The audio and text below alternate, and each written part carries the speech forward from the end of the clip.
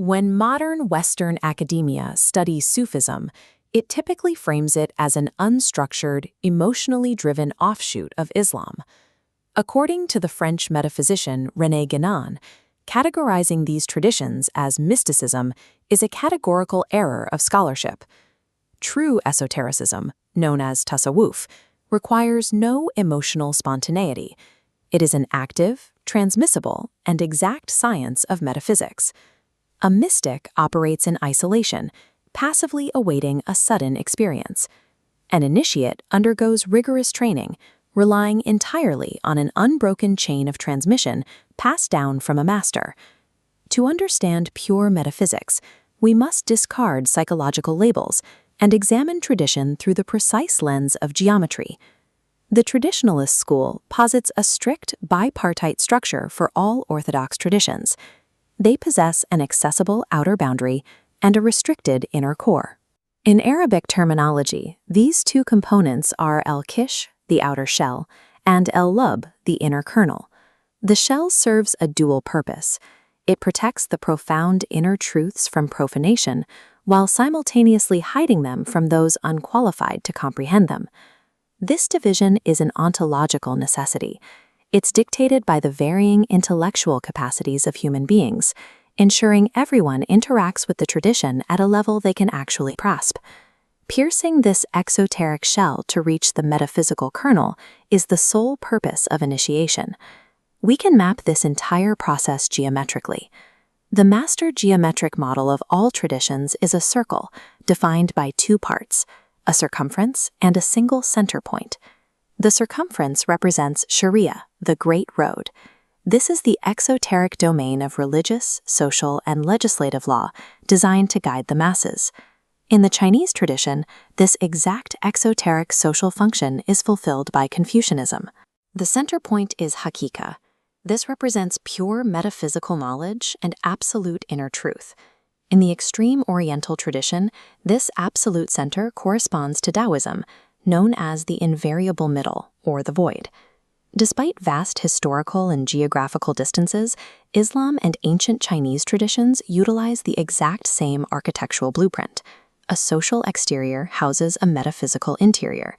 How does an individual navigate from the endless rotation of the circumference to the stillness of the center? The answer is the tariqah, the initiatic path. This acts as the geometric radius connecting the outer edge directly to the core.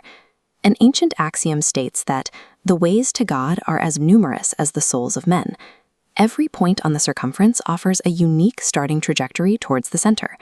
A mystic remains trapped on the outer circumference, passively receiving scattered reflections of the center's light. The initiate travels the radius.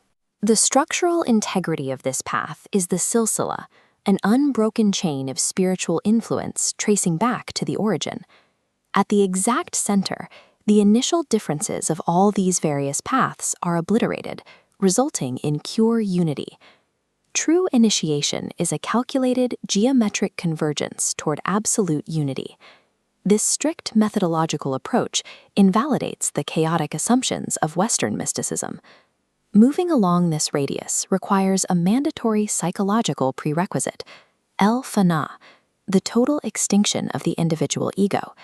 Islam defines this state as el-fakru, or spiritual poverty. This maps exactly to the Taoist concept of wu-wei, non-action, or total detachment from the rotating wheel of forms. Establishing oneself in this central void aligns the initiate with the macrocosm. Here, the traditional sciences emerge as direct applications of metaphysical principles. These are entirely distinct from modern empirical science. Traditional sciences are strict cosmological applications, deduced downward from supreme metaphysical principles. Take alchemy. This illustration shows a central vessel depicting cyclical, sequential stages of transformation. True alchemy operates by applying macrocosmic laws to the microcosm of the human soul. Astrology and cosmology function similarly. This diagram displays concentric circles mapping planetary movements. It provides a structural, geometric representation of cyclical time, detached completely from modern fortune-telling. In Islamic esotericism, the ultimate cosmological map is the science of letters. The cosmogony of the Arabic alphabet mirrors the geometric model perfectly. The vertical letter Aleph acts as the central unmoving axis, while the letter Ba represents the dualistic horizontal creation of the circumference. The initiate stationed at the center masters these diverse sciences. They form a singular unified grammar of universal laws. This geometric understanding resolves a major intellectual hurdle, the apparent contradiction between religious creationism and metaphysical eternity. The exoteric religious viewpoint teaches creation ex nihilo, the making of the universe out of nothing. This is a necessary safeguard. It protects the masses residing on the circumference from the error of pantheism, maintaining a clear boundary between creator and creation. The esoteric metaphysical viewpoint describes universal manifestation. In manifestation, all possibilities exist eternally within the supreme principle. The universe does not emerge from a literal nothing, but from the unmanifested state of the principle itself. To see how both views are true, we must upgrade our two-dimensional circle into 3 dimensions. Creation looks inward from an external boundary, seeing a universe brought into existence from an outside void. Manifestation emanates outward from the core, illuminating the sphere with possibilities. Creation and manifestation describe the exact same spherical reality, viewed from 2 different ontological vantage points, the circumference and the center. This brings us to the terminal goal of the initiate who successfully navigates the radius to the center point, the supreme identity. There is a startling esoteric aphorism: the true Sufi is not created. The logic is absolute. By reaching the exact metaphysical center, the initiate transcends the conditioned boundary of the created sphere entirely.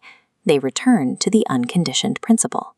At this center, the initiate actualizes the state of the universal man, el insanul kamil. This state is structurally identical to the divine man of Taoism. As the traditionalist axiom states, the doctrine of unity is unique. It remains invariable regardless of the cultural forms it takes on the circumference. True esoteric tradition is a singular, exacting architecture of reality. It provides a flawless map to the absolute, bridging the deserts of Arabia to the mountains of ancient China.